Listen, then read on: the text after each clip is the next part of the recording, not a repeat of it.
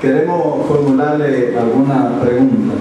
Lo primero es que si puede el Tribunal Constitucional declarar como inconstitucional un acuerdo o tratado internacional donde se encuentran figuras de derecho internacional. Esa es una. La segunda, ¿puede cualquier ciudadano invocar un recurso de amparo contra las instituciones del Estado ante una desatención o la violación de un derecho fundamental, como son el derecho del trabajo, el derecho a la salud, entre otras cosas que tenemos según la Constitución los ciudadanos, pero tenemos una cantidad de personas que van a los hospitales y no los son atendidos correctamente, tenemos una cantidad de ciudadanos que no tienen trabajo y tampoco pueden encontrarlo. Si se puede entonces invocar ese recurso ante un tribunal ordinario para que el Estado o la institución tal lo incluya dentro de su norma. La otra cuestión es la sentencia 168.13, en la cual toda sentencia según se basta a sí mismo. Esas opiniones que dieron algunos jueces luego a posteriori de la sentencia son correctas. Y al magistrado Frank quiero preguntarle lo siguiente. Luego otro, paso.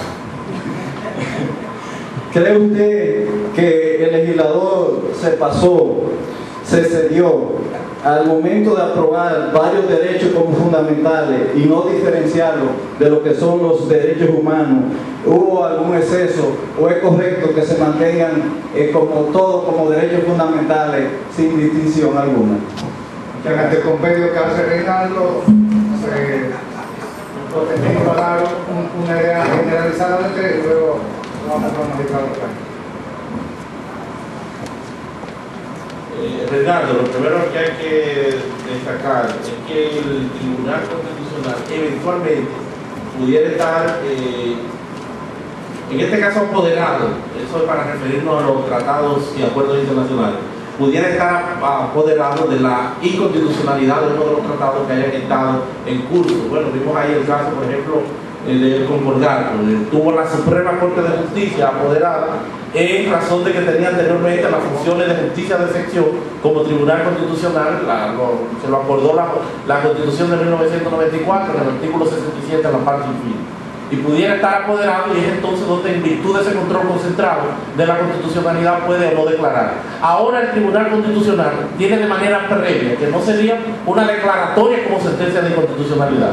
No, sino no conforme con la Constitución, hará unas observaciones en ese control preventivo de un tratado que no se ha perfeccionado, que no es un instrumento todavía, porque no ha sido, en este caso, ratificado por el Congreso Nacional. Lo que tiene es esa facultad. El Tribunal Constitucional va a verificar, en los términos del artículo 185 de la Constitución Dominicana y de la ley, en los artículos 58 y siguientes de la ley 137, va a disponer de un mes, unos 30 días, para una vez esto lo verifiquen después que ha sido firmado por el Poder Ejecutivo, por quien haga la mesa, en este caso la política exterior, a través de Cancillería, va a revisar, a verificar si el mismo está contente con la Constitución para dar paso entonces al Congreso. En modo alguno esto ata o obliga al Congreso, porque hay la separación de poderes y son poderes independientes, al Congreso, a que el Congreso deberá de manera obligatoria ratificar. No, el Congreso ejerce su facultad, ratifica o no ratifica. Si no ratifica, el mismo no tiene connotación vinculante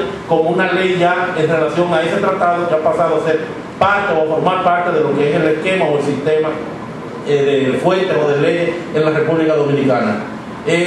No podrá ese tratado, una vez ha sido refrendado, después que ha pasado por el sedazo del Tribunal Constitucional, no podrá ser demandada la inconstitucionalidad de ese tratado. Será una especie de blindaje, por lo menos en los motivos que haya planteado, que haya revisado y verificado el Tribunal Constitucional a la hora de dar su sentencia.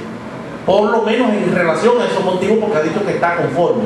Con esto lo que se ha hecho en la República Dominicana es reposicionar la Constitución, si se quiere, hasta por encima de los tratados, porque está supeditado en esta supremacía constitucional el tema de los tratados a que esté conforme al tema constitucional. Entonces eso es lo que hay en este caso. Hay esos dos momentos que pudiéramos distinguir, si es fuera, para si es un tratado que está en vigor, que está en vigencia, ya un apoderamiento de acción de inconstitucionalidad, o es en sus nuevas facultades de control preventivo. El amparo, tenemos como garantía constitucional o garantía jurisdiccional que se le llama la acción de inconstitucionalidad al amparo, a la habeas data y al habeas corpus. El amparo está para tutelar la generalidad de los derechos fundamentales. Es el mecanismo jurisdiccional para que tú accedas. En este caso el amparo, el tribunal de primera instancia es el tribunal que llega a la República Dominicana a ser el competente principio en materia de amparo, que lo podrá hacer el administrativo si se trata del Estado, si se trata de una institución del Estado, que lo pudiera hacer un civil, un penal, un laboral, en relación a que se trate de una conculcación de derechos fundamentales entre particulares. Entonces se va a buscar el criterio de afinidad. Si es un derecho fundamental que tiene que ver con el ámbito penal, por ejemplo, violación de propiedad, o ese amparo va donde un juez de lo penal. Si la violación de propiedad ha emanado de otro particular, si es el Estado que te está violando tu propiedad, entonces el principio general es que va del Tribunal Superior Administrativo. Entonces esa es la competencia que tenemos en materia de amparo, porque el TC no tiene un amparo constitucional directo, sino que tiene dos momentos el amparo: una acción de amparo en primera instancia y un recurso de amparo que es ante el Tribunal Constitucional como instancia de cierre ya, para con carácter vinculante entonces dar una decisión en materia de ese amparo, una decisión final. Entonces el habeas data es para el tema de los datos, como lo hacía referencia el Frank, y seguirá el mismo ámbito procesal del amparo en iguales términos, y es una especie de amparo informático, pero es exclusiva y estrictamente para lo que tiene que ver con los datos, para el tema informático. Diferente entonces al habeas corpus, que es para la libertad. El resto de los derechos fundamentales están en este caso garantizados por esa garantía jurisdiccional que se llama amparo. Entonces ahí digamos a una parte. Puede el Estado como derecho fundamental que tiene la obligación, puede ser amparable el derecho de que hay que darme una vivienda, de que hay que darme trabajo, de que hay que darme educación, de que hay que darme salud. En términos teóricos sí. Ahora, hay una situación, y es que nosotros lo tenemos como derechos fundamentales, diferente por ejemplo a España, que no lo tiene como derechos fundamentales sino sociales, porque hay un gran inconveniente. El Tribunal Constitucional en su oportunidad, en su momento cuando se le presenten los casos, va a decir sí, hay que darte un cosa, pues, hay que darte una casa, hay que darte salud, pero eso va a depender tiene un carácter prestacional, y eso va a depender de la posibilidad de que tenga el Estado en términos presupuestarios para dotar.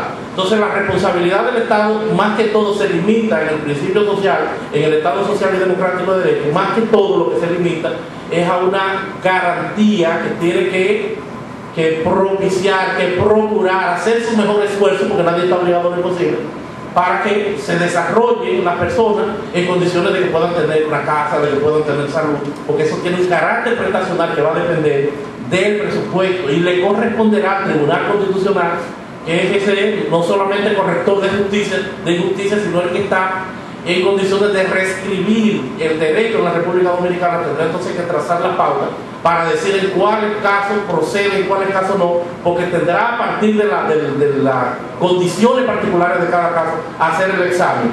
¿Qué han hecho ante ese problema, por ejemplo, los colombianos? Que han hecho acopio de una doctrina que se llama la doctrina del mínimo vital, en donde dice, bueno, tú me vienes con un problema de salud, yo no puedo de manera general tutelarte el tema de la salud porque tiene un carácter prestacional como derecho de amparo, pero si tú no tienes salud te mueres. Entonces con esa doctrina del mínimo vital te voy entonces a garantizar el derecho a la vida, porque si no tienes salud te mueres, pero es a partir de cada caso en particular, de cada caso en concreto. Vamos a ver hasta dónde está profundo el problema que tú tienes, vamos a ver hasta dónde puede afectar tu vida el que no tengas un techo. Vamos a ver cuál es la situación que tú tengas con el tema del trabajo, necesitas un salario, vamos a ver los casos en particular. Y es la técnica que usan los colombianos desde 1991, pero que data de los alemanes, que fue quienes perfeccionaron eso, para propiciar, para procurar lo que se llama la justiciabilidad de los derechos sociales, que en este caso en la República Dominicana, como están listados como derechos fundamentales en el artículo 37 al 67, es el cobijo que tendrá en su oportunidad cuando nosotros empecemos a hacer ese ejercicio cívico de reclamar esos derechos que tendrán que llegar al Tribunal Constitucional. El Tribunal Constitucional va a aprovechar y va a resolver el problema, porque los tribunales constitucionales no tienen que tener miles de sentencias. Los tribunales constitucionales tienen que tener sentencias de principio, sentencias sólidas, que irradien luz sobre el resto del ordenamiento jurídico. Porque una sentencia tiene un carácter de conexidad con problemas que se pudieran parecer y que va a resolver no solo ese problema, sino otros tantos problemas. Entonces eso es lo que pasa. Pueden ser amparables, pero a partir de ese trabajo, de ese ejercicio que tendremos nosotros que ir logrando ya en materia constitucional, y de ese ejercicio sobre todo que tendrá que ir sentando las bases y los precedentes del Tribunal Constitucional para ir aclarando todos esos temas y todos esos conceptos en esta nueva dinámica constitucional que tenemos. De si el legislador se ha excedido en establecer derechos fundamentales, les puedo expresar que no. De las últimas reformas constitucionales modernas en el continente, la de Colombia es de 381 artículos, su texto, sin embargo la de nosotros no llega hasta ahí. Pero ¿qué ha aprovechado nuestro legislador? La experiencia de otros países, en tanto que ausencia en sus textos constitucionales de derechos fundamentales. Si yo miro al lado y hay ausencia de derechos fundamentales y estoy reformando mi constitución, ¿qué hago? Lo inserto. Fíjense, por ejemplo, los Estados Unidos tienen 350 millones de habitantes. La Constitución americana tiene 7 artículos, 7. Pero las enmiendas que tiene las hacen más de 50 veces las de nosotros. Entonces, no se ha apartado de ser razonable el legislador. Entiendo que aprovechó las experiencias en tanto que ofició legislativa en otros países. Muchas gracias. Finalmente damos paso a Maura. Antes de eso, porque el doctor quiere reseñar. Pero yo quiero también decir que al Tribunal Constitucional llegó un tratado previo de Colombia. Obviamente, antes de, como dijo Potandini, antes de ser ratificado por el Congreso. Y cuando vimos el tratado, entendimos que las condiciones de Colombia para la República Dominicana eran desiguales de las de la República Dominicana para Colombia. Y uno de los elementos que tenía ese tratado era que, de acuerdo a la Constitución de nosotros, violentaba el espacio aéreo y nosotros lo devolvimos al Poder Ejecutivo. Y el embajador de Colombia fue al tribunal, y cuando entonces resolvieron el tema, volvió al tribunal ya con el problema resuelto, y nosotros lo devolvimos al Poder Ejecutivo para que sea enviado al Senado de la República en esa dirección.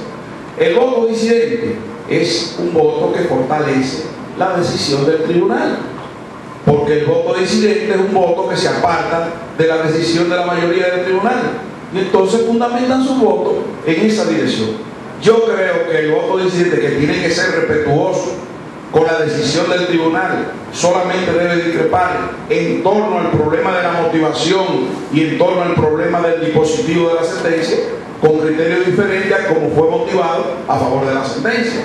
Entonces yo creo que eso fortalece el Estado democrático de derecho en la República Dominicana. Muchas gracias. Cerramos allá con Maura.